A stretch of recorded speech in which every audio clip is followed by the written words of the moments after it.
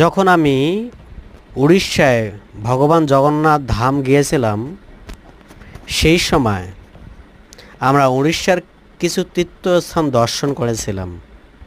তার মধ্যে ছিল ভগবান সূর্যদেবের মন্দির। আর এই ভগবান সূর্যদেবের মন্দির বিশাল বড় এক মন্দির, যেখানে ভগবান সূর্যদেবের আরাধনা হতো। কিন্তু কালক্রমে সেটাই প্রায় ক্ষয়প্রাপ্ত হয়ে গেছে। কিন্তু তার স্মৃতি সৌধগুলি এখনও আছে, কিন্তু সেখানে কোনো ভগবান সূর্যদেবের আরাধনা হয় না। মন্দিরটি ইন্ডিয়ান সরকার থেকে সংস্কার করতেছে। তাই আপনারা ভগবান সূর্যদেবের মন্দির দর্শন করুন এবং ভগবান সূর্যদেবের বিশেষ কৃপা প্রাপ্ত হন, সেটাই আপনাদের কাছে একান্ত কাম্য বা একান্ত আশা। হরে কৃষ্ণ।